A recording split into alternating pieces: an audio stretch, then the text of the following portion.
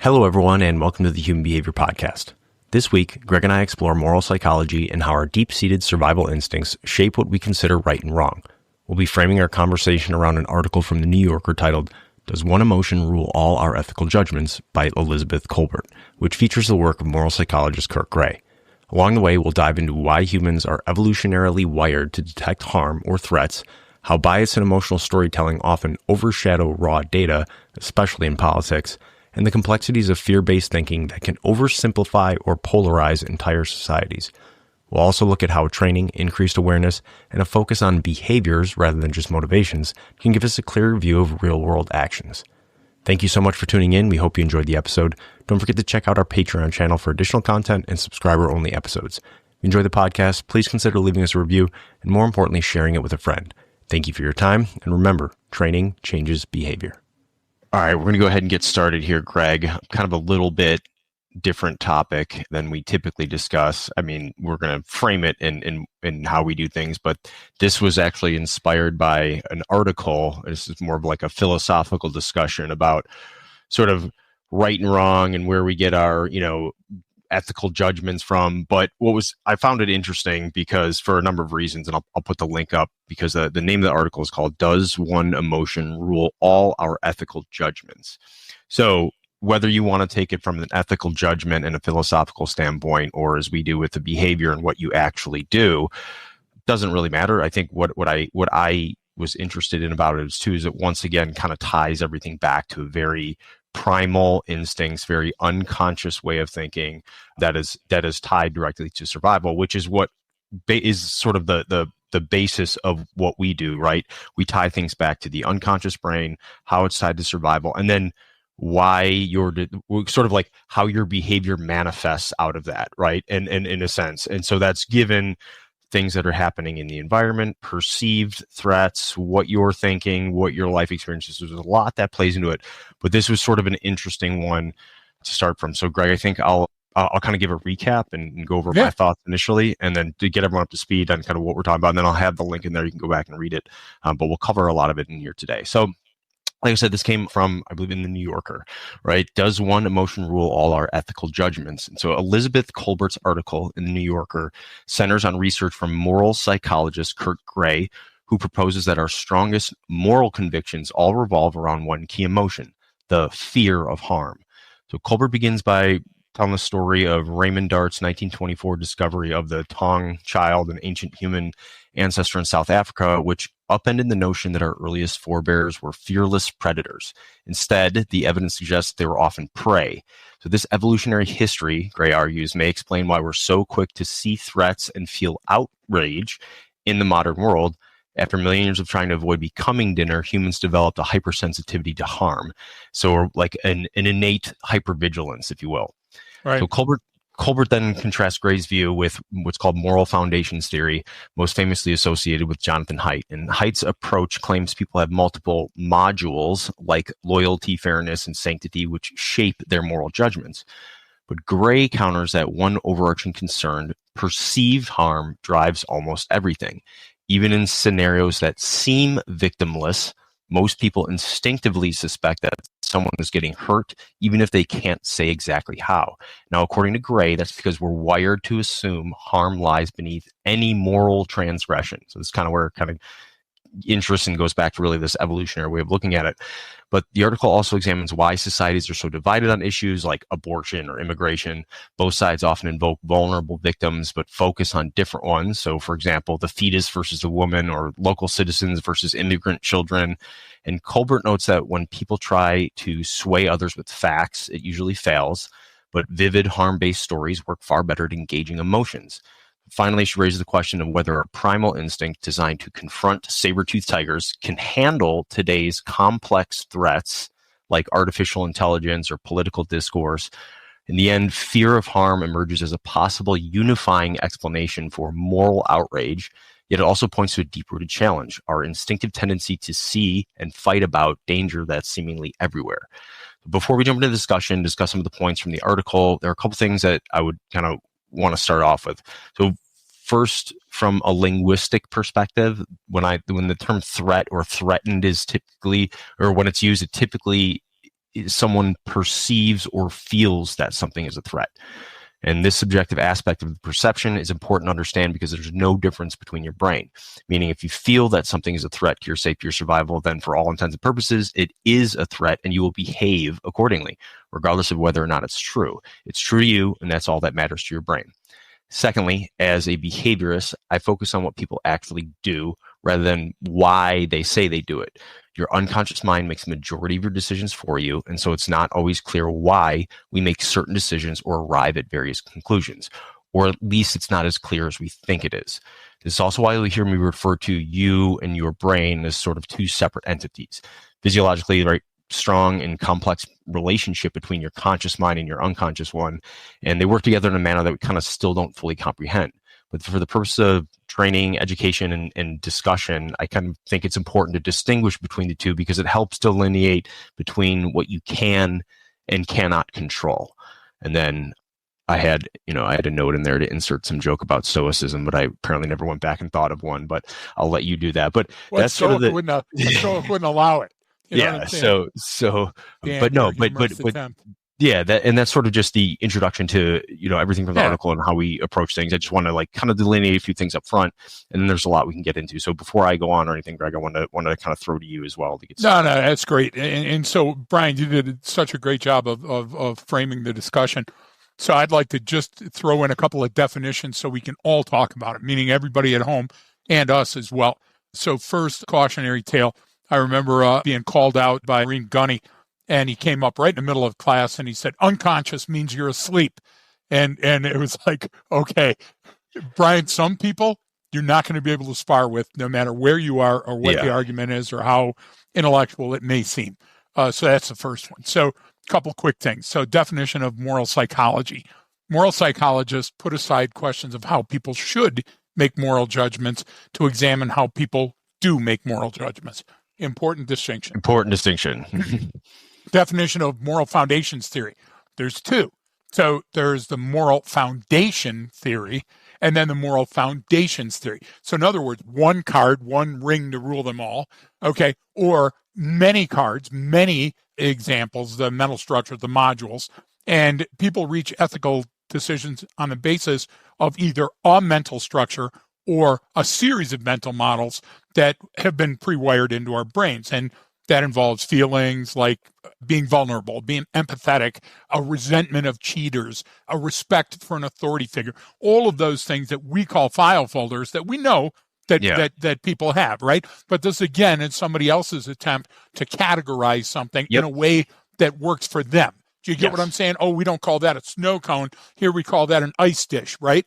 Then we've got a definition of bias. So a bias is merely your tendency to respond one way compared to another when you're making any number of life choices. I prefer a red blanket. Brian is blue. I prefer a sports shoe. Brian's more of a ballerina. I like salads over fast food.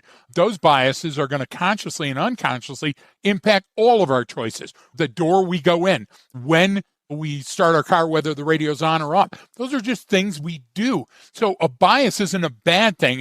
It's how we approach things because of historical precedent, because of ease of movement, because of any number of things. So what's an implicit bias? And this is where we got to jump on it just for a second. Yeah. Implicit biases have also been called implicit prejudices or attitudes or negative attitudes. You got to remember, if it's implicit, it's one bias that you're not consciously aware of. Yeah. So it means that you choose against a specific social group. Well, our consigliere, Sean, sent me a very interesting video of a dog herding ducks.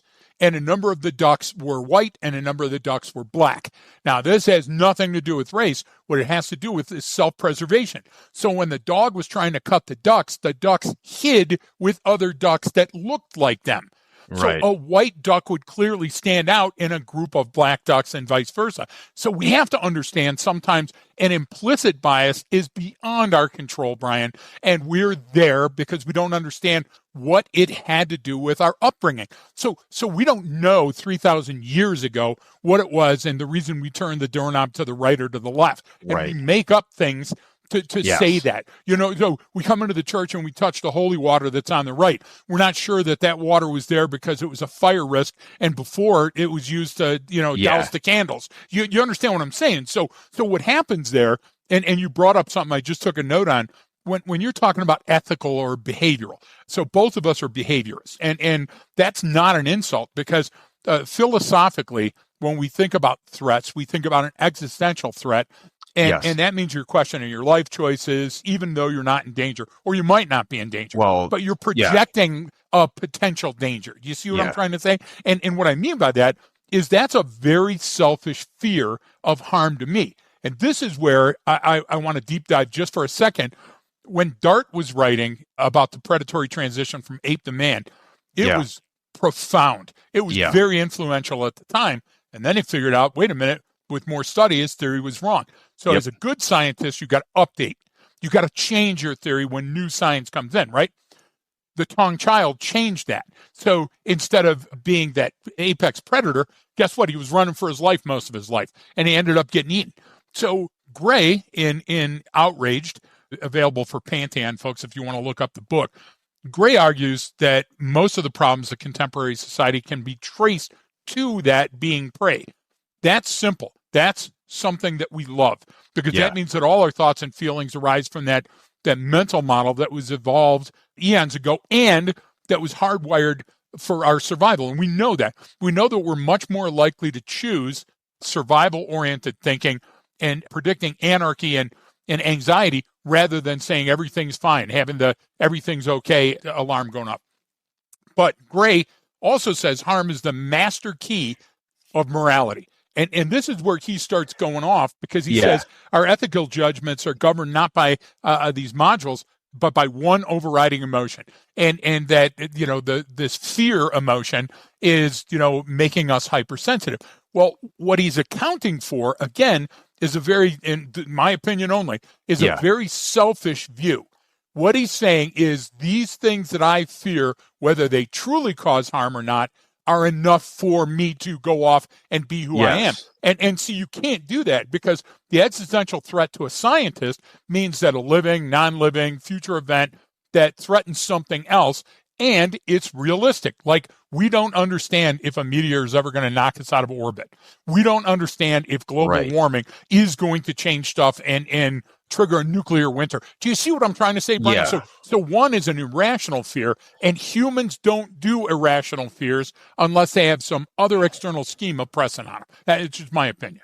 No, and that's this is kind of the part I want to get into, because when we have such a strong evolutionary sort of advantage by doing that, being fearful of things, right? And so then you can make that's Plato's allegory of the cave. That's everything. It's like, okay, I'm going to sit back here where it's warm and I know what's going on. I'm not going to venture out, because a lot of people that venture out die, but occasionally they do really well, and they thrive, not only thrive, but become, leaders of some new thing or create something that never existed before. So there's always that play, and it's this fear. And when you get into how this is why too, because, you're talking about existential threat. Well, an existential threat is literally something that would threaten your existence. But now if you get stuff, and this is why, because this was all originally talking about these, I was about writing about politics and politicians, which didn't even matter to me. It was just the interest of their underlying theories, right? Because it's funny, because even in their writing, I found it a little bit ironic, because it's kind of like, wait a minute, you're saying all these things that this person's bad, but you're kind of just, you're actually helping prove your theory here, but you're kind of getting it wrong in how it's getting laid out here. Exactly. And what I look at it is, because that's a subjective measurement of something that's an existential threat, like, well, that's to a human being, that could be anything. What's a threat to you is nothing to me. What's a huge threat to me is nothing to you. I mean, literally, one person eats a peanut butter, they'll die. Like, that's an existential threat to them, where everyone else is fine eating it, right? But what I'm saying is that it plays with so emotion based too, especially when, there's all of these seemingly things that are very complex that I don't fully understand coming at me. Well, that's fucking scary for my little pea brain. You know what I mean? It really is. So I always default to that fear. And so what they're trying to say is like, okay, that's sort of like where morality in a sense comes from. Yeah. And like I went like, I see what you're doing here. I see how you're connecting the dots. But I think you're taking something that's complex, you're addressing the complexity of it and how long this has happened, but then you're kind of providing too simple of an answer for me. You know what I'm saying? It's like you're oversimplifying this part of it. So there's the things that I found interesting, obviously, because we talk about it, and like the article talks about what they call like fear wiring and harm detection. And that's pattern recognition, right? That's why we're primed for that kind of stuff. Precisely. And so this whole evolutionary backdrop is like, yeah, you're dead on that. This is where these things come from. So the recognition of how these things fall in, like I'm making those unconscious choices of what's scary and what isn't, especially now, like, because this was written about politics. Well, the saying used to be like, all politics are local, right? Like if you're in the political world, like kind of like you still got to get out there and do this, and you still got, which is technically true, right? You still got to get people to vote and all those things. But what's changed because of the speed of communication, how connected everyone is like now everything is a national story and everything has to do with the United States. And it's like, how many of these actually affect you in your backyard today, like in your family and your life? But if I tell you it does, and if I put my thumb on the scale, and if I make a dark cloud and lightning, then all of a sudden it does, Brian. And that's what I don't think is fair here. And I mean, what do you mean? What do you mean by? Let me explain that. Let me explain that. Okay. So horses, elk, and elephants were once vampires, and they're vampires that changed how we write stories and scare children and make movies. Okay. So male horses have fangs, known as canine teeth, and all male horses have 4 canine teeth, 2 on the top and 2 on the bottom. And maybe a quarter or less of female horses have some canine teeth, but they're usually small. They're benign. So historically, they were used for fighting. Horses fought other horses. They didn't and don't help the horse chew. These canine teeth start with a mature horse, 4 to 6 years of age. Elk, prehistoric elk and past elk once had tusks. And even now, when you hunt elk, their modern canine teeth are remnants of those tusks, and we call them ivories, or as Jaeger would call them, whistlers.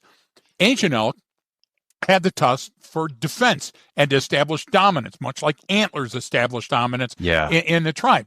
So a scientific study, the actual research that's conducted to answer a question, if I pick and fucking choose from that, what I can do is come up with a story. Well, the only reason a horse would have canine and the only reason an elk and a gosh damn elephant would have them is because they sucked the blood of the other animals, and that led to a downfall or whatever else. Brian, it's unscientific to the point that it's non-scientific. And this is what I mean. So he wrote Outraged, and here's his own quote.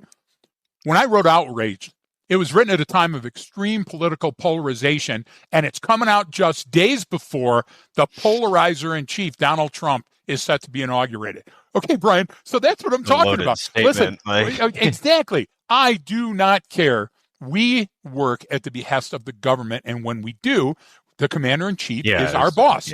It's just simple, okay? And so the idea is that when you start saying that, listen, I know he's in power, but we got to do everything that we can to fight against him. What you're doing is fighting against your fellow Americans. You're fighting against our livelihood, whoever's in power. So there was no good demeaning and bashing Biden for not showing up because he was, in mid-Alzheimer's or whatever it was. But it also wasn't good for anybody to hide that. You see what I'm trying to say? Transparency and knowledge. Science is one of those things that when we shine a light on it, it still exists. It's not smoke and mirrors, and it's not a parlor trick. So what Gray's done here is he bring up some incredible arguments, but then what he does is he throws all of these other politics-based conjecture in with a solid argument. And that's the only reason I just called horseshit when I started deep diving Outrage. Well, and this is in general why I don't get, and I know you don't either, but like, it's really like, I don't have those philosophical discussions a lot because it's kind of like they're so general that you can throw anything you want in there. Yep. And then I've never walked away from one of those conversations going, wow, that's enlightening. It's always like, that was a waste of time. Now, unless I will say this, there are like, in some roles, right? So I look at like, there's a lot of like military leaders and you're talking about different philosophical ways of approaching things. I actually understand it a little bit more in that context, obviously being from the military, but also because they're dealing at nation state level with the geopolitics of a country, with changing administrations, changing public. They have a mission to do. And a lot of times it's not clear, and they're always trying to figure out what the next thing coming is. And so in order to do that, you can't make up random shit and go, well, I think it's going to be the Klingons and they're going to come out of here. Like, like you have to base it on something. However, you're in uncharted waters in a sense going, well, we don't know what's going to happen or what the next step is. Maybe the strategic initiative here isn't very clear. So you have to fall back on something. So they'll have these moral discussions on what the values are and the ethics, because without that and a commander's intent, like you're kind of, you're screwed. But a lot of places are just having these like kind of philosophical things. And it's like, well, you have to frame it around something. And if you're going to frame it around something, then you have to include everything in there. And then you have to look at those laws or those things that the evolutionary things that we know haven't changed or don't change very quickly, and go, this is, and you have to look at that as the constant. You can't then dig down into these different weeds of what's happening today, because it's so micro. It might be a blip on the radar, and in 10 years, like it's not even a thing. Agreed. Because there's been some either major thing, or we've realized, hey, wait a minute. That's why we'd always make the joke, like this was, the third presidential election in my lifetime. That was the most important election in the history of the country. In the history of the United States. Statistically, that's not even fucking possible. Right. You're telling me I was alive for the three most important ones out of our almost nearing 300 years of existence for this nation. Like that's highly unlikely based on about Civil War, where 600,000 Americans were killed fighting each other. Like maybe that one was slightly more important. So I'm not bashing Gray, because Gray brings up some good points, and we'll discuss his good points. Yeah. But I will tell you this: a selfish fear helps no one. So, for example, I was in me. I'm always going toe to toe with somebody somewhere.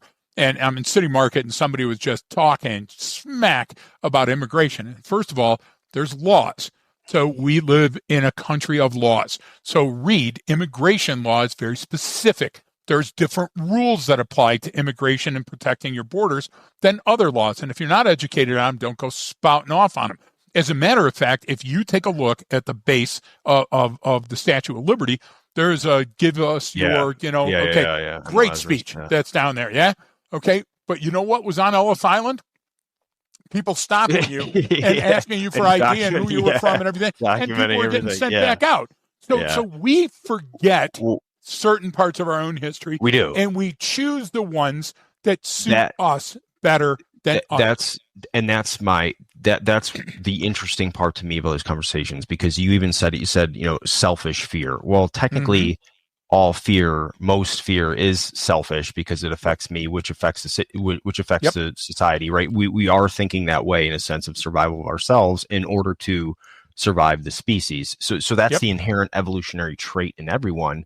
And then what gets really subjective is what then is an existential threat, or what's a fear, because if I can link a few points together and see, well, if this occurs, then it's going to be chaos, and it's like, oh my God, it really is. And that's where that storytelling comes in. And this, what they even brought up, and how easy it is to polarize people, even though we're technically wired in a sense in the opposite direction, where we want to get along in order to make things, but we do need to have some common threat or enemy. And since that's not happening in our environment, we're still hyper vigilant in a sense to go, well, but it's in my DNA that there are threats out there, because there are. It's just, the development of the world has changed significantly, exponentially faster than the operating system we're working on.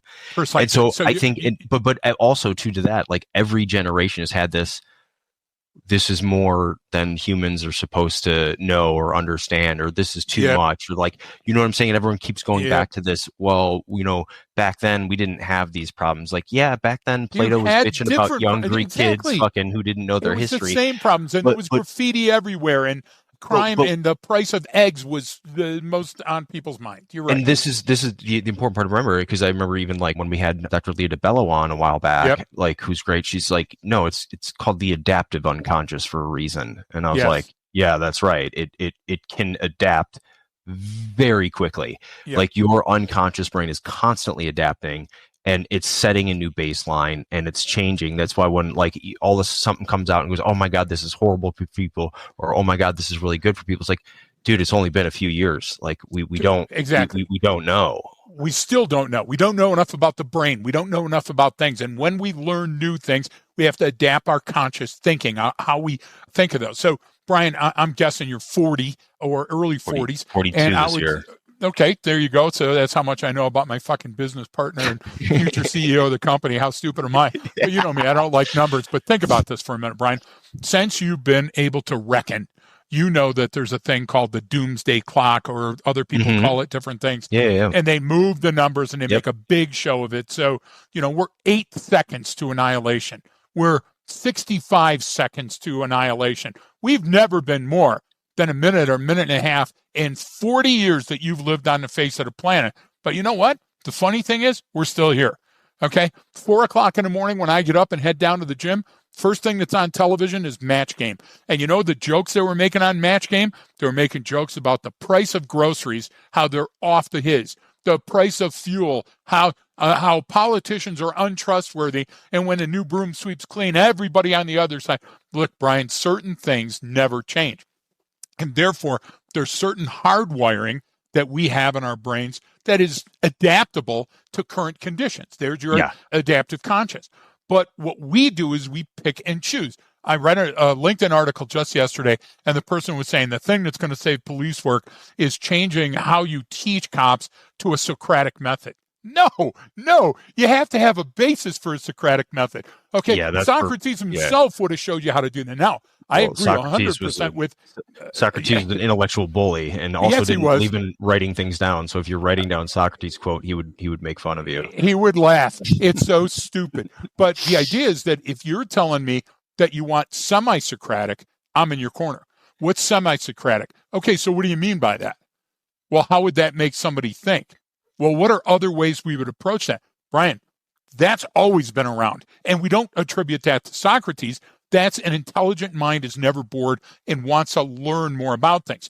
So your intuitive mind is constantly thinking harmless things are harmful because it's a defense mechanism. It's a predisposition that all humans have. Okay? But we abandon that sometimes. And when we do, we fucking die. People swim out to help their animal. I remember in Avon, the dog fell through the ice. They were playing with the Frisbee. The guy went out and people drowned. People drown trying to save a dog. Now, Brian, that's so counterintuitive. And then somebody would say, well, I love my dog. I love my dog too. Yeah. Okay. And my dog's laying right next to me. But you know what? If it's between she and I drowning, I'm not going with her.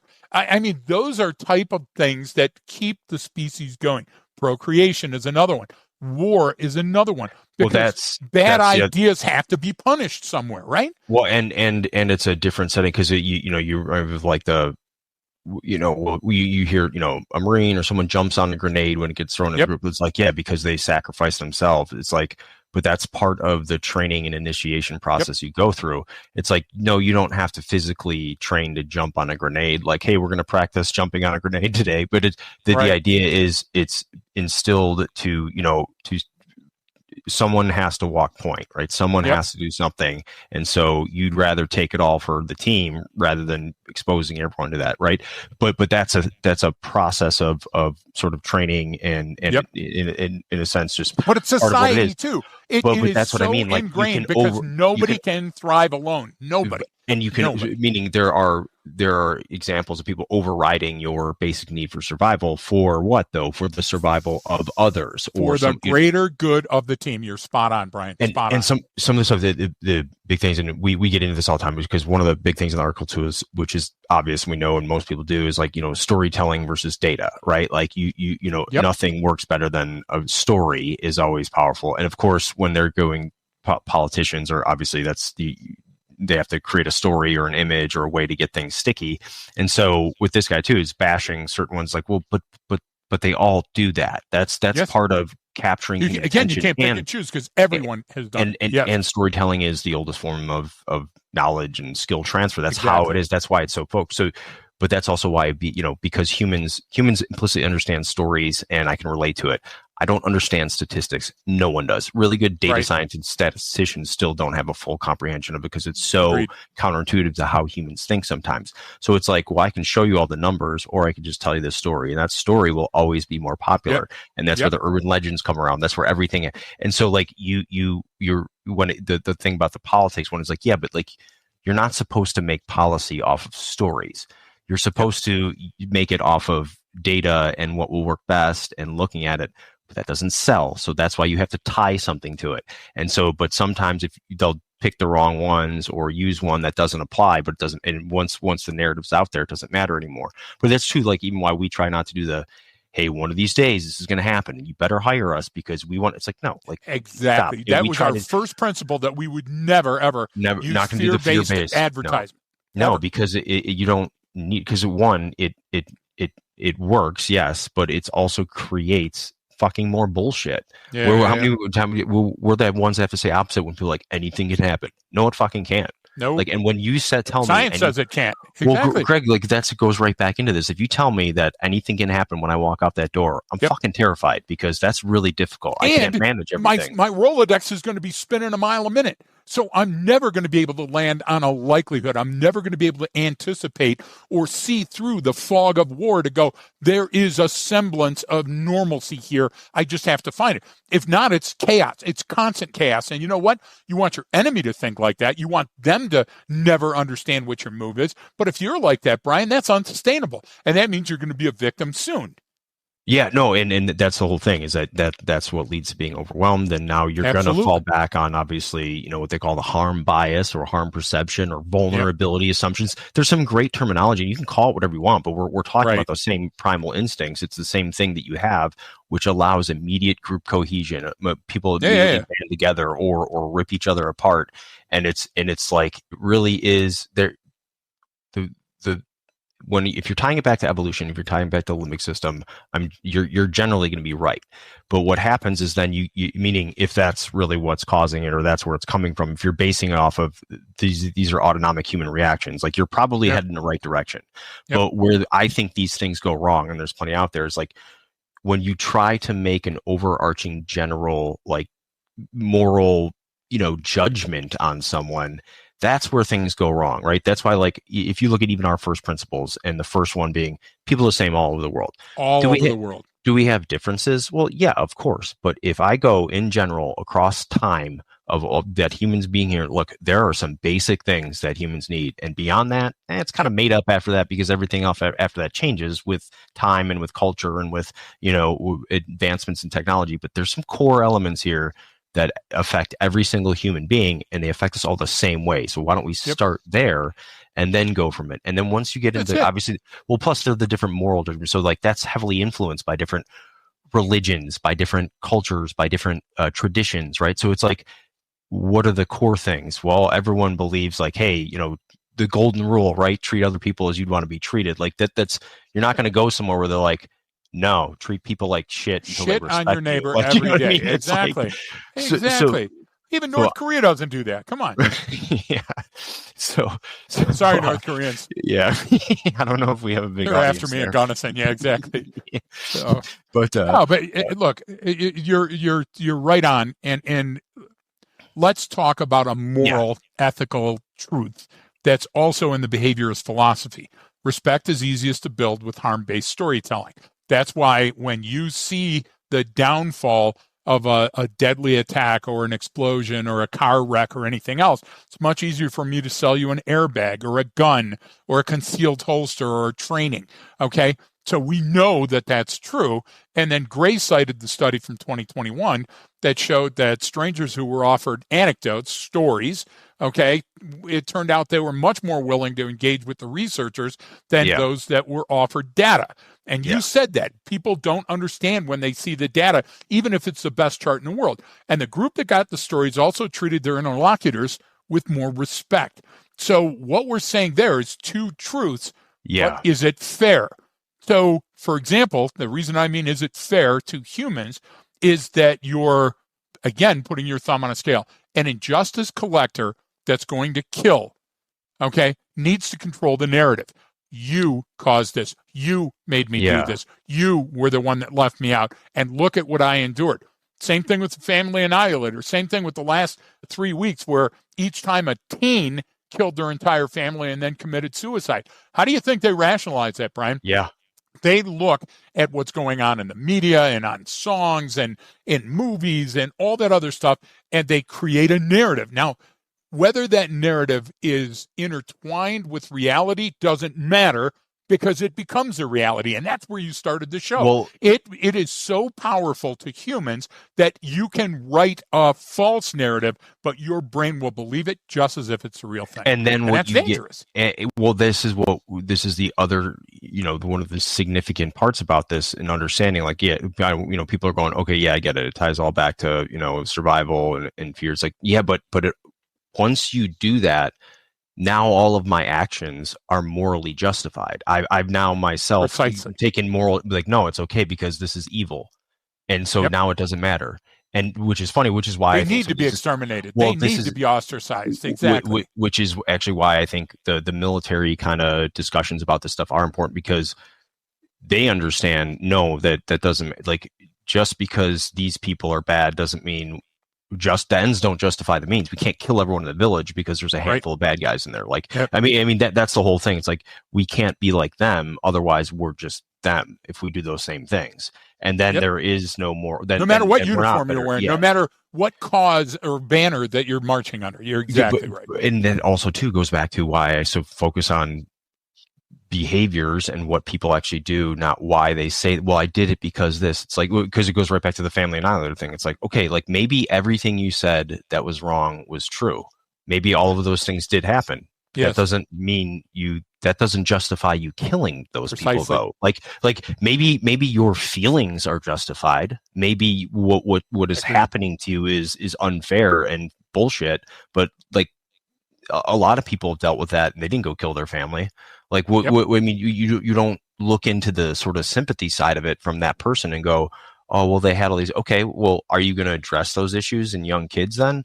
Is that what you're getting out of this? Or are you just trying to justify their actions? Like, it's just this backwards way of looking at it, where they'll take into account some good things. Like, someone wants to go through and say, I want to do, a forensic examination of that Family Annihilator kid. It's like, wow, look at all the issues they had growing up in this. And then they had a chemical imbalance. But you can't conflate that. But that doesn't mean then, okay, well, we got to change how we do everything. Right. It's like, no, we can get better at identifying those people earlier on and saying, hey, this is someone that needs more help than everyone else. I'm all good with that. But then you can't come after the fact and then use that as some sort of justifying action or justifying, reason. It's not. Like, I mean, that's the whole thing. Like, I'm all good with the analysis and talking about it, but, like, how you use that is incorrect. Like, your application of this going forward is like, you don't get to make these then statements. Like, it's just because I coupled together some great reasoning doesn't mean my hypothesis or my solution is right. That's why we talk about the scientific method. Look, there's a line that perfectly epitomizes what we're talking about. And Gray says that we have, it could be argued, been surprisingly good at muddling through modern times with the impulses we inherited from our troglodytic forefathers. First of all, what a great line. We use trogs all the time. We use trogs all the time, right? Hang on, real quick. I just remember Shelley. I go, what did you just call that person? And she walked over to the board and wrote troglodyte and the definition of it. She's like, and she goes, learn this. And I'm like, learn this early. Exactly. That was back in the T3, if you remember. Yeah. So the essential, the most compelling claim of moral psychology is that people make ethical judgments on the basis of intuition rather than reason. Well, you can't say that because you threw the word ethical in there. Okay? Yes. Because ethos does not apply to survival thinking. Because when you think of survival, the electrochemical neurotransmitters, your brain, the adrenal cortex, your limbic system, they override prefrontal cortex thinking, and all of a sudden you now exclude certain things that your body and your mind work together to say they're not as mission essential to my survival. And therefore saying that that's an ethical judgment, Brian, that's Right. wrong because it's not an ethical judgment. As a matter of fact, killing another human being is against all ethical judgments. But you know what? Sometimes we have to allow it. And sometimes people do it. And sometimes people do it for the wrong reasons. There are people that claim self-defense that are in prison now, right?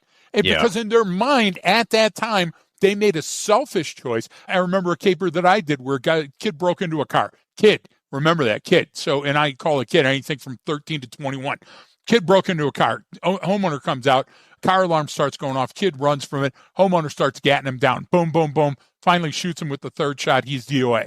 Okay. A DRT kid because he was doing a property crime inside, and we arrested the homeowner because it was outside the curtilage of his property. It wasn't a self-defense situation. It wasn't and the community and that guy shit on us. Now, 2 streets over, they go, that guy should spend the rest of his fucking life in jail, as did the parents of the kid. You see what I'm trying to say? Brian, this isn't a moral dilemma. It's not an ethical judgment. What it is that our instinct and intuition combined with our brain's survival chemistry is always going to choose what it thinks at that time and place is best for us. So therefore, if we skew the information coming in, if we change that and make you irrationally fear something, then that'll lead to prejudice. That'll lead to bias, the bad kind. That'll lead to conscious and unconscious fear of things that we shouldn't be fearing. You know, and that'll malinger. That'll last a long time. It's like rust. Never sleeps. Well, and that's why, I mean, the law is already, it has, ethics and morals and values imprinted into it. That's what the law is. As does the Constitution and the Bill of Rights. It's not just about a legal. Well, the legal standard comes from our collective, societal judgments on things over time and how they change, what they look at, and internationally, globally. That's the thing. Is shaped our thinking. Someone goes, "Hey, these guys are doing it here, and it's actually working really well." And they're like, "Oh, wow, okay." And then sometimes that can go wrong. It's like, "Well, we're not like that society at all." So you're comparing apples to oranges. So like that won't work here. But like the theory behind it is sound, but maybe that's sound because they have a very homogenous group that they're working with, whereas in the United States, which changes your view after a while too. But you brought up a good one, and you said that ethos doesn't apply to like a survival situation. I'm sort of paraphrasing, I think, and writing it down. But you're close. But in that, let's take that example right there, because the kid breaking into the car and then running away and then getting shot and killed, and people are like, well, you shouldn't be breaking the car. It's like, yeah, you're right, but does he deserve to die for that? There's nowhere on the face of the planet that's a death sentence. You know what I'm saying? I mean, what are we talking about here? Like, we don't do that anymore. We realize there's different, classifications of criminal activity and what's, where they fit in. And, maybe it's unfair, but that's constantly changing. It's like, you don't have the right to do these things. And so but again, I agree that you can't, when someone's making judgments like that, yes, you can say their values as a person, their ethics plays into that, but that's shaped their perspective, but it's sort of detached from the specific decision. You get what I'm saying? In a sense, they didn't say, well, because I was taught this way, and because my daddy taught me this, and because I went to this school and learned that, like, I'm going to make this decision. No, like the decision's been made, and then all of those things maybe informed it at some level, but maybe not. I mean, because you see really bad people do good things sometimes. You see really good people do shitty things sometimes. So it's like it's so contextually based in the moment with the individual circumstances. Precisely. And everyone talks about that. Oh, you have to take in the totality of the circumstances.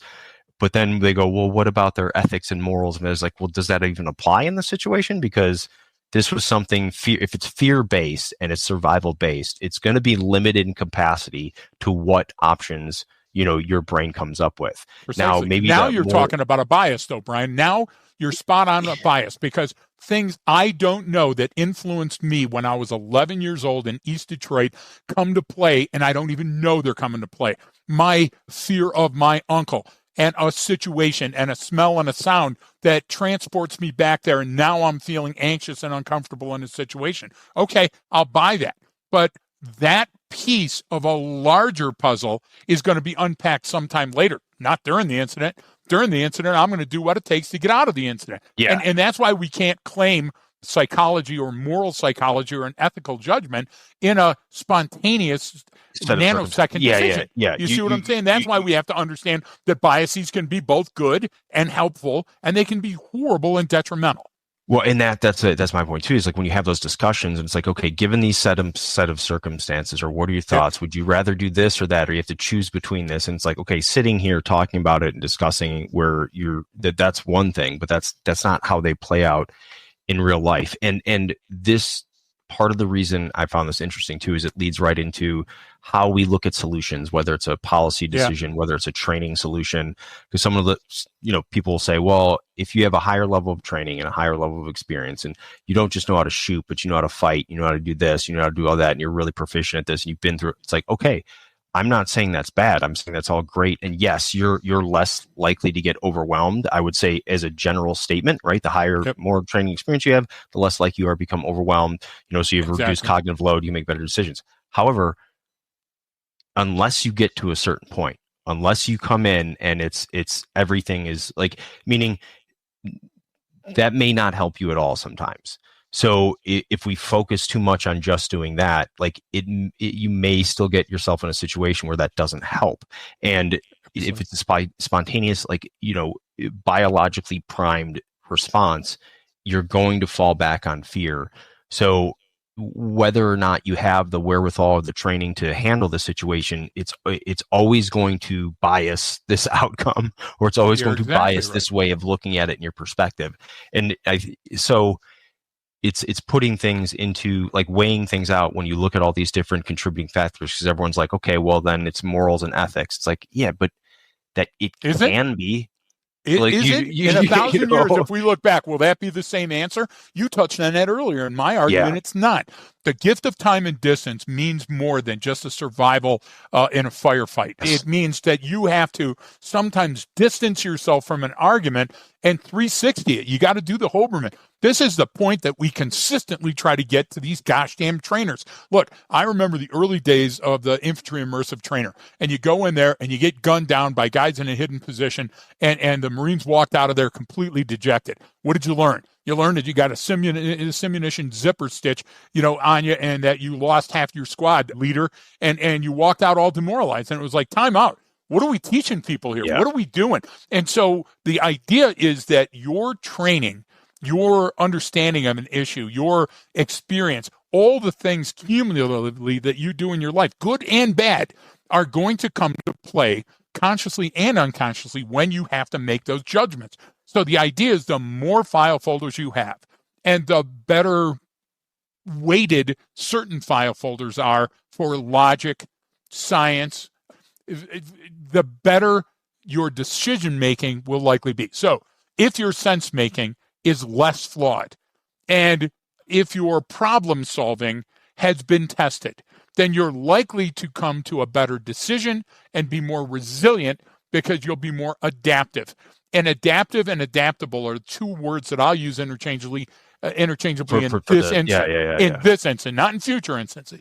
And so when you tell somebody after a scenario in a machine, or you add realistic smells, or you shoot a person and now they feel it in their leg, you really think that you're making a decision and what that person's going to pay it forward, but it's not. Because what's going to happen is that person is going to have that additional file folder, not a panacea.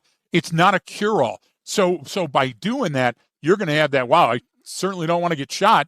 I know I don't want to get stabbed, just like watching a video, just like getting punched in the nads when you're younger, right? But that doesn't become a life philosophy. The brain is much more complex than that. So the brain is constantly looking out 5 and 25s for danger. And it's also looking at future danger. So when the elections were coming up, there's a certain half of America said Trump is the Antichrist. When he comes in, everything's going to change. Yeah. And the first couple of days, they were right, because everything he did played into their narrative. The other people that are on the other side of the thing, can't wait, got Biden out, this is going to be great. Guess what, Brian? They're right too. They're right too. But you can't be. You can't. Yeah. Okay, so what we got to do is we got to back off that ledge, give ourselves the gift of time and distance, and say, what exactly is helpful? Because if we think what's helpful for us, for society, for humanity, those are the type of things. Those are the type of good choices. Yeah, and what the way, because you talk about the time and distance, and we talk about sort of information processing, and Yep. people like to say, we say too, like we're getting more information coming at us than we're typically used to, and it's not that we can't process a significant amount of information. I think it has more to do with just it's more things competing for our attention more than we recognize, right? So like our phones and computers and all that stuff, it's like, because we've slowly adapted and started using it, it's like, well, it's actually taking a lot more of your attention than you realize. I think it's that, because one of the things that they bring up, and people talk about this, and so do I, and where they say there's this sort of like mismatch between instinct and complexity. Like, okay, I have this natural human instinct, but it's simple. It's like, it's simple.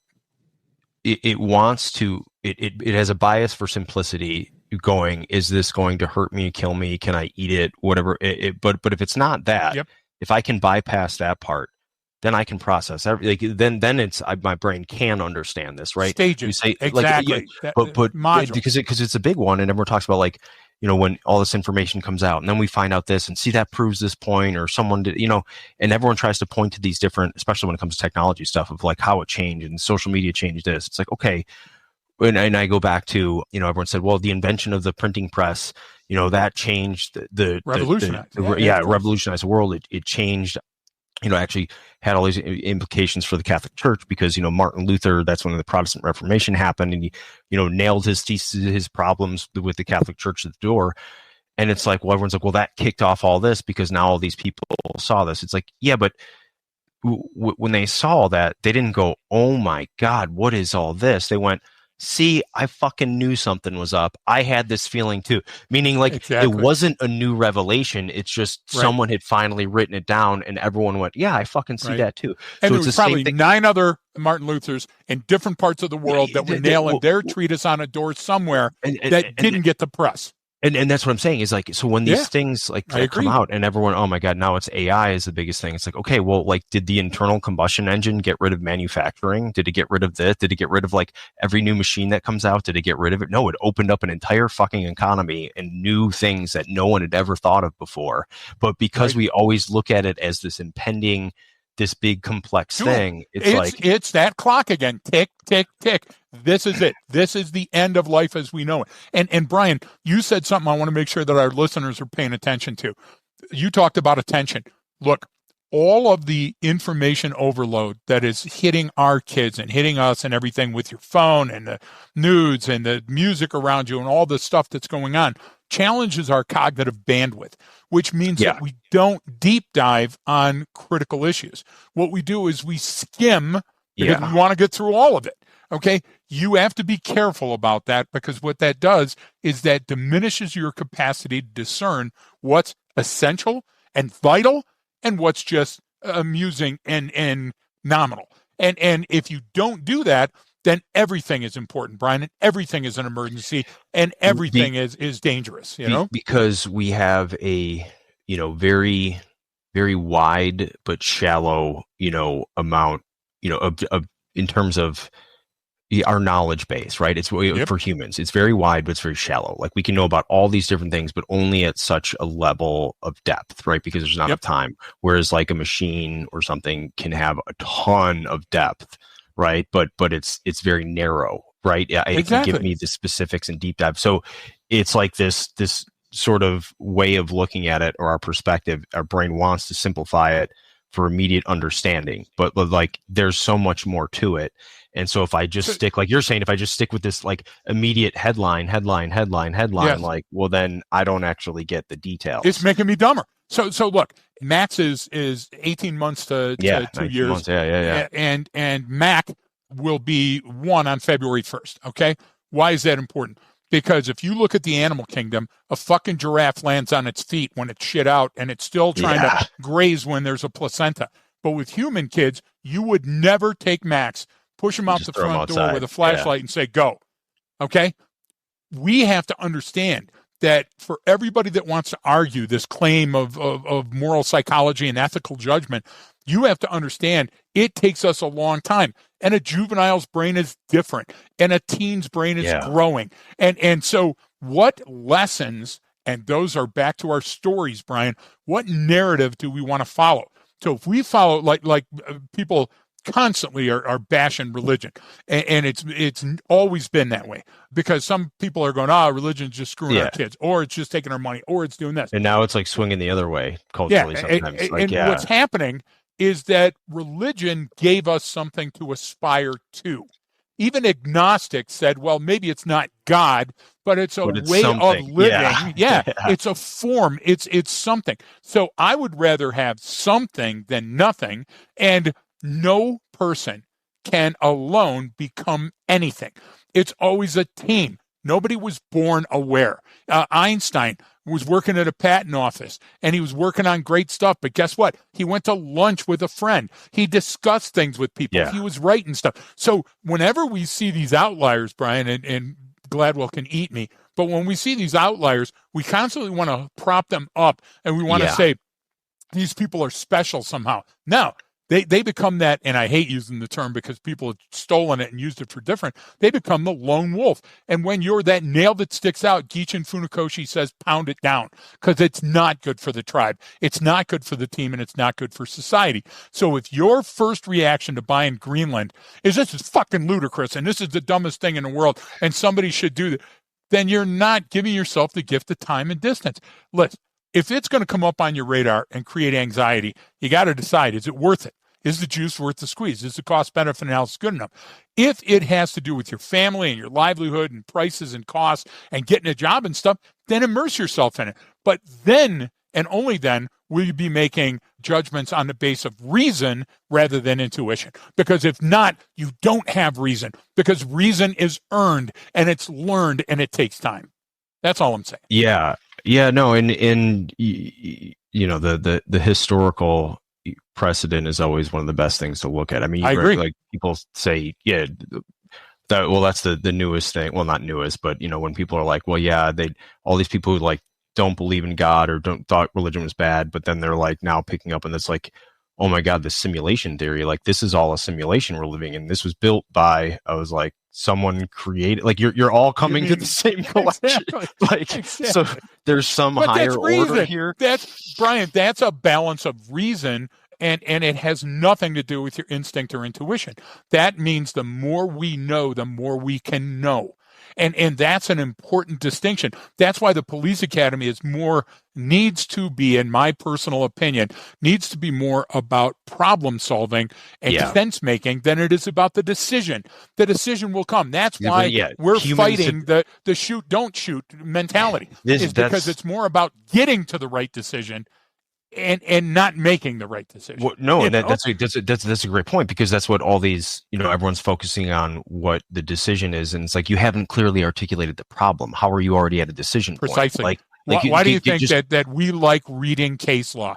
Because we like how people think, how they got to that point to make those decisions. And that's our approach when people are talking about, well, they gotta learn to make these decisions. I'm like, no, like humans actually know how to make decisions, and they're going to do it. They can do it in a logical manner. They can do it with empathy. They can do it with, they don't have to learn that stuff. That stuff is a part of who we are in our DNA. Yes. What we suck at is the sense making and problem solving part, because that's where all the things go wrong. That's where the fundamental attributions errors come in. That's where the cognition biases come in. That's where confirmation bias, it all comes in at this initial point, and you're already talking about what to do. It's like, hang on, like, you'll figure out what to do. Trust me, humans have, because we're still alive, right? You'll figure out what to do if you're given the appropriate and correct set of fundamental assumptions, the appropriate and correct way of looking at things, and a general intended outcome that is good, right? If you go into every situation like, I'm gonna fuck this up, like, okay, like, you're gonna, or let's go, like, hey, let's go fuck this dude up. It's like, well, that's what's gonna happen then. Like, but if you're going in, both of us have survived in different cultures, in different settings, in different lands, in different environments, meaning permissive, semi-permissive, non-permissive, without having a complete understanding of the language and the culture. And both of us have. and so have tens of thousands, if not by now, a Millions. million, Yeah. okay, other people that have done that. And I'm not just talking warriors, I'm talking vacation, tourists, Yeah. teachers. You get what I'm trying to say? A lot of other people, kidnapped victims. High school. Okay. I don't Yeah. know. So the idea is the world is set up with us to be able to learn from our environment or be eaten by it. And this is right back to that original argument that Gray missed when he was looking at the overarching theory, because when we take a look at Dart's account, it was flawed, Brian. I'll agree with it, but his principles were correct. Yeah. What he was trying to say is, hey, this kid is really the town child, is really profound and prolific and important. And here's why. And what it shows is he's the apex predator. No, wait a minute. When we dug a little deeper in the cave, we found out he was fucking lunch. But the idea is that it was sound. So what we're talking about is reasonableness. We're talking about, like, for example, de-escalation. There was a video that I saw that somebody purported they were talking about training. And it was a Philippine hospital, if I'm right, emergency room. And a guy had a knife and was waving it around. And the security guard that appeared to be unarmed was kind of like, hey, relax, and sat down on the bench and crossed his feet and talked the guy out of the knife within a couple of feet of the guy. Okay? Not my style. That wouldn't have been the way that ended. And then a bunch of people, thousands of people, were going, oh, man, that guy was cool, calm, collected. You know what, Brian? Yeah. He might have been shitting his pants. We don't know that. He might have not known anything other to do. The other person might have said, hey, fuck it, it's not worth it. There's so many. Or he had some other insight that he knew nothing bad was going to happen. Exactly. I mean, because this guy had done it every Wednesday at 2 o'clock for the last. So what we can't do is we can't point to somebody and say that's what we need to do, because there's no time in your life or in your future that it's going to be exactly the same as that. That's why you got to train for sense making and problem solving to drive the decision, and that'll make you more adaptive and resilient. Because if not, then what you do is you're just adding file folders. Oh, okay. Now there's a new CPR. Oh, okay. Wait a minute. Now it's how many compressions? And Brian, when you get to that, you got OBE. You're going to And that goes into, I mean, so much becomes based on, okay, this situation occurred. How do we never let this situation occur again? Exactly. If you can't, you can't do that, but you don't need to. Like, you're never going to see that specific thing. Like, it goes back into, okay, you're going to make a policy, a new law, and you're going to base it off of this one case, or are we going to base it off of something more significant? School shooting, perfect example. Like, it's like, what are you trying to do here? Because there's other unintended consequences. There's going to be other second, third order effects that you're not accounting for. There always is. You can't account for everything. Let's reinforce the glass, but the shooting takes place in a parking lot. Let's reinforce the door, but nobody has the keys to the lock. We're playing a game that you can't win. You can't win. And that's not sense making and problem solving. What that's doing is that's saying this is the problem, misidentifying the problem, and so we're going to throw all our money at that. School resource officer. There's your answer right there. Or picking the one, and this goes back to even the political discussions too. It's like, or picking the one thing that I think was the biggest contributing factor and go, we just didn't have these, this wouldn't happen. It's like, you got it. We can't get past that one thing. Okay. Like it's just like it's too simplified of a word, the way to look at things. You can't oversimplify things that much. That's not how it is. Like, you deal with all of these things beforehand and focus on how do I get better at understanding the world and the environment, what I'm in, because then once I know the rules of the game, right? Okay, now I get this. Now I see what's happening. Now I can make the most informed decision. And most people do. Like, that's the thing. They do every day. Almost every day. Most people make the right decision. Even with training, no matter what it is, whether it's like any of our different clients, even if it's a private sector or law enforcement, military, it's like, okay, I'm going like, these people want to do the right thing. People want to make the right, they want to be right. We want to make the right decision. We want to do the right thing. So it's like, all right, how do we get better at that? Not, hey, maybe try this decision next time. It's like, no. They're already going to go towards what's right. If this initial part of understanding the situation is better, I have a bias. I have a bias for doing the right thing. You have a bias for action, and the action will be sound because you followed a format. So when I talked about the elk being a vampire, it was a bitch slap of reality. And what I want to do is I want to shake people up so they think about it. So I'll give you one more brief one, Brian. I was unpacking some stuff for a kid in Iraq, a young Marine that was all bent out of shape because it was his door. He didn't boot it. The other person did and got lit up. And so I was like, walk me through what happened all that day. And they were like, well, we were going from clot to clot, going from courtyard to courtyard. And the first courtyard we found where it must have been 30, 40 people had shit and pissed in this one area that was behind this wall. And he said, then we went into the next courtyard, and you know what? We found a bunch of damaged ammo. Some didn't have primers, some were bent, and it was all piled up like they were throwing it away. And we went to the next place, and it was fruit and vegetables, and they were all damaged. It was all fetid stuff that had, worms and maggots in it and all that other stuff. And then we went to the next, and what he's doing, Brian, is he's laying out a sense making that he missed. Yeah. He never got to the problem solving stage to know that what he was following is the pre-attack phase where the unit that they were about to come up against that they didn't know was going to ambush him was going through and making sure all the ammo was ready and they were topped off and everybody had eaten and shit and was ready for the fight. And you know what, Brian? When we took him back through that road, when we said, look at all these things, he became one of the best instructors that you could ever think of because it was all about sense making and where's it got to lead? It's got to lead to the problem. What's the problem? Somebody's setting us up here, and you know what? Smelling it, seeing it, feeling it, tasting it gives me the gift of time and distance. That's all we're about. We're about, look, if you break these things down to their most base element, most of life is pretty gosh damn easy.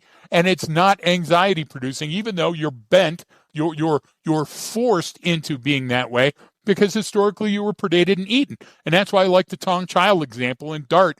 And I think that we had a real good chance for Gray to make something profound, but his political biases caused damage that I don't think can be overcome. Yeah, no, and that's always it. It's like you're going from the other issue I have with any of these is like there's always some oversimplification or justification of some thing to fit of a model. Much bigger thing, right? And it goes, see, so this must be the solution. This is the reason why. It's like no, because you're on shaky legal ground. You're on shaky fucking scientific ground. You're on like you're just kind of like you're trying to come up with something. But like what I can use every single day is baseline plus anomaly equals decision. Because I can sit here and go, I can go, well, what's the baseline? Well, what's the baseline? What am I? And then now when I get really deep into that, then it's like, oh, okay, this situation is either a little bit more complex or a little bit less than I thought it was. I mean, that's the whole thing. So I need more time and distance or I need less time and distance, right? Come on. It's that, I mean, I agree. I don't know.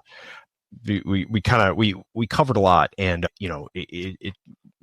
I thought this was a good one for us to kind of discuss some of like the philosophical and moral and ethical things and how that plays in and how it may inform, but the individual person, most people can't sit here and articulate. It's like when people get all into these manifestos that someone writes, it's like they're all over the place. They're fucking nonsense. You know why? Because they're a fucking confused individual. Exactly. And they haven't seen any clear answers. They're stringing things together because it sounded good to them.